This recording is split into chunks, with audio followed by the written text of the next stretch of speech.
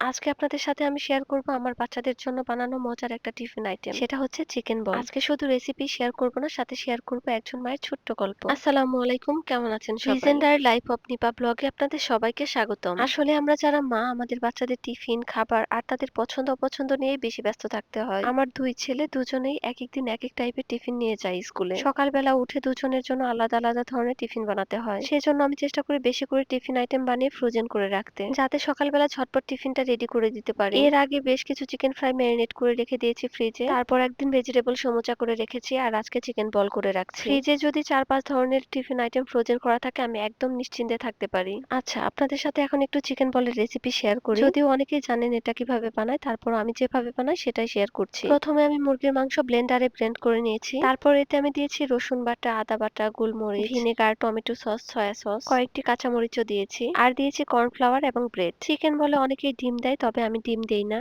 আমার বাচ্চারা ডিম ছাড়া চিকেন বলটা খেতে বেশি পছন্দ করে। আপনারাও একবার অবশ্যই ডিম ছাড়া চিকেন বল বানিয়ে দেখবেন, অনেক ভালো লাগে। তারপর একটা কড়াইতে পানি বসিয়ে দিয়েছিলাম। সেই পানি যখন ফুটে উঠেছে তখন বলগুলো ছেড়ে দিয়েছি। এটা খুব বেশিক্ষণ সেদ্ধ করতে হবে না, জাস্ট 3 মিনিট সেদ্ধ করে নেব। 3 মিনিটের বেশি সেদ্ধ করলে ভিতরের যে জুসিনেসটা থাকে সেটা নষ্ট হয়ে যায়। তারপর আমি একটা এয়ারটাইট কাচের বক্সে ফ্রিজে রেখে দিলাম। আমি সবসময় চেষ্টা করি ফ্রোজেন আইটেমগুলো কাচের বাটিতে সংরক্ষণ করতে। তারপর এটা পরের দিন সকালে আমি কিছু চিকেন বল বের করে নিয়েছি। এটা কিন্তু শুধু তেলে ভেজেও খাওয়া যায়, তবে আমার বাচ্চারা যেভাবে খেতে পছন্দ করে সেভাবেই করে দিচ্ছি। আমি যেটা করি, কড়াইতে একটু বাটার দিয়ে রসুন কুচি ভেজে নেই, তারপর টমেটো সস দিয়ে নেড়ে চেড়ে এই চিকেন বলগুলো ভেজে নেই। এভাবে চিকেন বল খেতে কিন্তু অনেক ভালো লাগে। আমি মাঝে মাঝে করি কি, চিকেন বল এভাবে রেডি করে তারপর সেটা ব্রেডের ভিতর কেটে কেটে দিয়ে দিই, সাথে আবার একটু ভেজিটেবলস এবং সস দিই। খুব সুন্দর একটা স্যান্ডউইচ রেডি হয়ে যায়। তারপরে এই তো দুই ভাইয়ের ব্যাগ গুছিয়ে দিলাম। আজকে আরহামকে আমি স্কুলে নিয়ে যাব না, আরাফি স্কুলে পৌঁছে দিয়ে যাবে। বড় ভাই হিসেবে ছোট ভাইয়ের একটু একটু করে দায়িত্ব নেওয়া শিখছে। বাচ্চা দুটো যখন স্কুলে চলে যায় আমার ঘরটা অনেক ফাঁকা লাগে। ওরা স্কুলে চলে যাবার পর যাতে আমার খারাপ না লাগে সেজন্য আমি ঘরের কাছে ব্যস্ত হয়ে যাই। সকালবেলা কিছু ফ্রেশ শাকসবজি আনা হয়েছে, সেগুলো ভালোভাবে ধুয়ে দিলাম। আমি ফ্রিজে কখনো শাকসবজি না ধুয়ে রাখি না। সবজিগুলো ধুয়ে রাখলে সবজি যেমন ফ্রেশ থাকে, তেমনি ফ্রিজও নোংরা হয় না। আমি চেষ্টা করি বাচ্চাদেরকে প্রতিদিন শাকসবজি খাওয়াতে, সেজন্য একটু বেশি করে সবজি কেনা হয়। মাছ মাংস যে কোনো কিছুতেই আমি সবজি দিয়ে রান্না করতে পছন্দ করি। আল্লাহ তাআলা শাকসবজি এবং ফলমূলে এমন কিছু শক্তি দিয়েছেন যা খেলে আমাদের রোগ প্রতিরোধ ক্ষমতা ভালো থাকে। সবজিগুলো যখন একেবারে পানি ঝরে শুকিয়ে যাবে, তারপর আমি ফ্রিজে রেখে দেব। এরপর চলে আসলাম আমার বেলকনিতে। অনেকদিন ধরে ভাবছিলাম গাছের গোড়ায় পাথর দেব, কিন্তু সময় হচ্ছিল না। আজকে একটু ফ্রি টাইম পেয়েছি, সেজন্য গাছের গোড়ায় পাথর দিয়ে দিলাম। গাছের গোড়ায় পাথর দেওয়াতে খুবই অ্যাস্থেটিক একটা লুক এসেছে। আমি কিছু কাপড় শুকানোর জন্য দড়ি অর্ডার করেছিলাম।